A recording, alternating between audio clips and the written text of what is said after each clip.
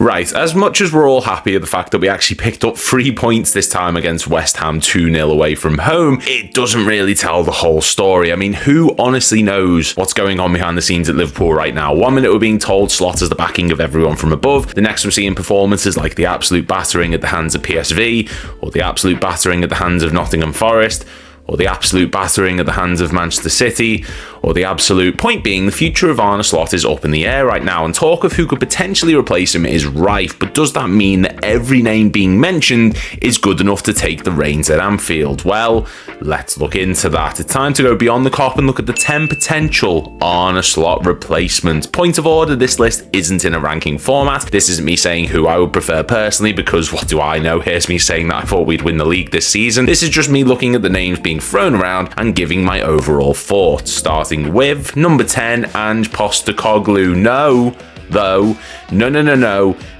Take away the fact that he won the Europa League with Tottenham last season. Brendan Rodgers 2, Australian didgeridoo style of you score 2, we'll score 3 football is not what Liverpool need right now. We're conceding too many goals at the moment as is, and that isn't something the cross between a Care Bear and the killer from the film Wolf's Creek is going to fix. His nightmare spell at Forest alone, which saw him win precisely 0 matches out of 8, should be proof of that in and of itself. I like the guy, but personality can only get you so far, and when you use a backline that's higher than Cheech and Chong at Woodstock, that personality is going to wear thin real quick. Number 9, Steven Gerrard. In what capacity Steven Gerrard would be brought back as a manager, I don't know, but could he go to the Frank Lampard interim path following the sacking of Graham Potter, brought in to try and motivate the players like a teacher trying to be cool with the kids of today by saying, I was young and went to school here once too, or would he be given the job full time, off of the back of his failed spells at Villa and in Saudi Arabia? Either way, I'm not amused. I respect Gerrard as much as the next guy, and he achieved great things in his career, and even as a manager at Rangers, but Liverpool is simply too big of a step for him to take at this stage, and screams of Lampard jumping from Derby to Chelsea just based on name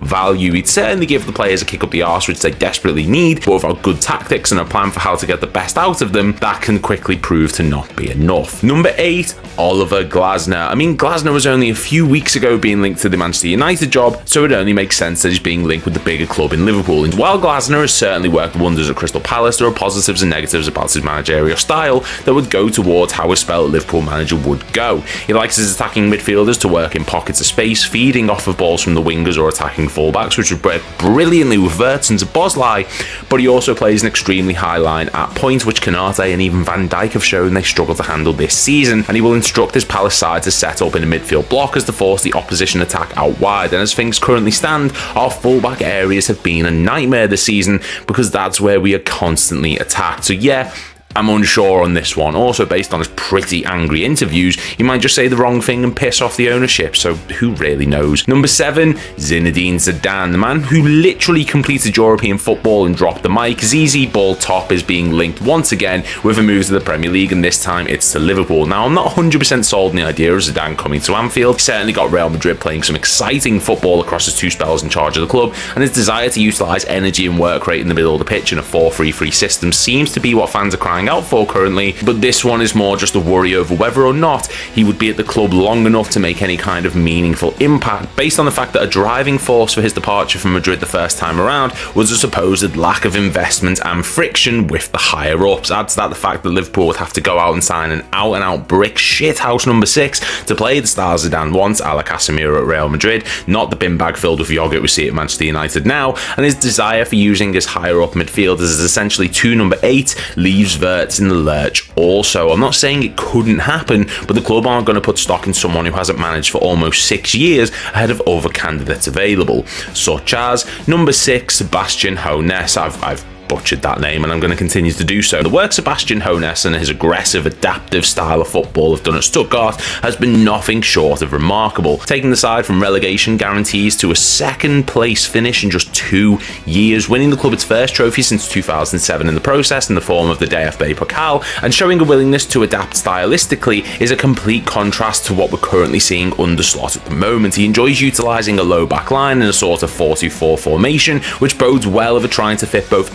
Ekitike and Isak into the same side, but he's also happy to progress in a 3-2-5 during high build-ups and attacking transitions, complementing his wide players and allowing them as many 1v1 situations as possible, while also making sure that our midfield is as stacked as possible, with 2 holders and 2 attacking midfielders, all focused on overloading the centre of the pitch and reducing the opponent's chances. Also, he loves the number 10 who runs in behind, and somewhere Florian Wirtz's little ears are perking up. Number 5, Cesc Fabregas. Imagine the scenes if Cesc Fabregas were to join Liverpool and win us the Premier League title over Arsenal. I think AFTV would explode. But lads, as much as Cesc Fabregas is doing bits as the youth of today might say, it might be a bit far-fetched. There's positives to Fabregas's footballing style, which would complement us. He loves versatile midfielders who can rotate and adapt, which we have in spades. He often utilises a single pivot who comes deep to progress play. Hello, Ryan Gravenberch. And on attacking transitions, he shifts into a 4-2-2-2 formation and enjoys his midfielders operating almost as third and fourth strikers. It's just,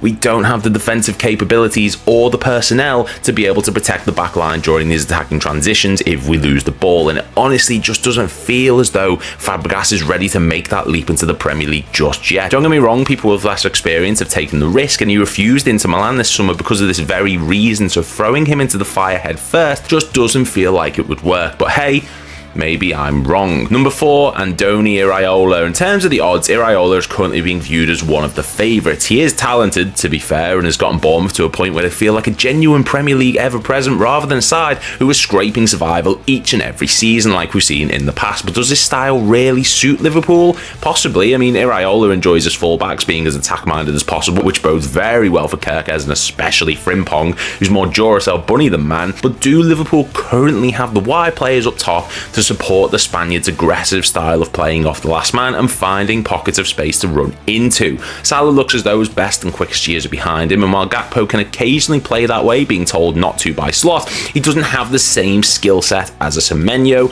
a Kluivert, or a Tavernier, meaning the market would have to be dipped into sooner rather than later. He loves balls in behind and for players to run at defenders. It's what his whole style depends upon, using numerical advantages to bully teams, but we really don't have a lot of players who can play that way, especially with our last summer window being all about possession and breaking teams down rather than attack-minded Route 1 style aggressive football. It could work, but we're going to need a lot of energy to make it happen. Number 3, Jurgen Klopp. He's the odds-on favourite right now, and honestly, I wouldn't bet my mortgage on him never coming back to manage Liverpool in the future, but is he going to come back right now?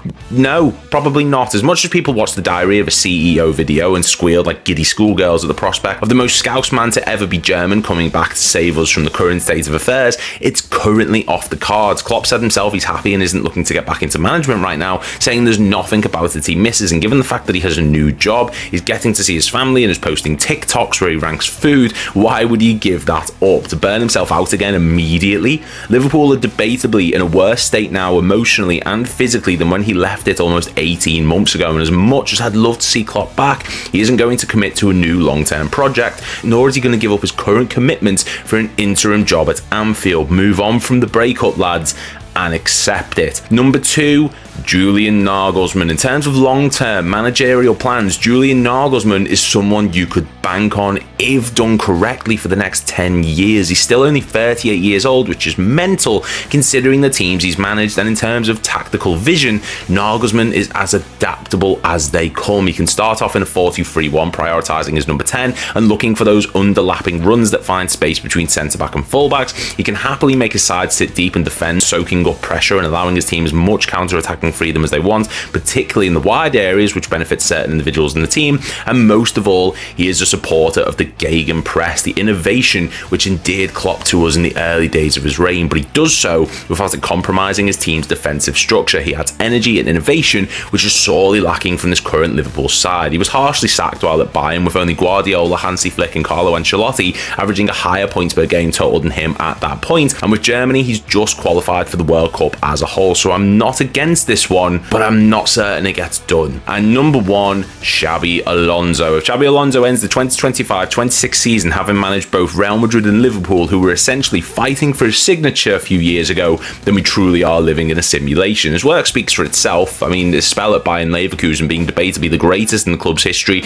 winning the league and domestic trophy unbeaten and almost winning a treble in the process. He would get the best out of Frimpong and Wirtz, as we know, having worked with them previously, and imagine the wonders he could do with the likes of McAllister, Szoboszlai, Ekitike, Isak. The possibilities are endless. The only way this works, though, is if Madrid get rid of him and decide that being top of La Liga and 5th in the Champions League isn't good enough for them, and they sack him on the spot, which is apparently on the cards, given the current level of player power at the club seems to be forcing the issue. Would Alonso want to jump straight into a new job so soon if he was to leave the Bernabeu? Who knows? But if the option becomes available, then Liverpool may push through the sacking of a certain Arne Slot,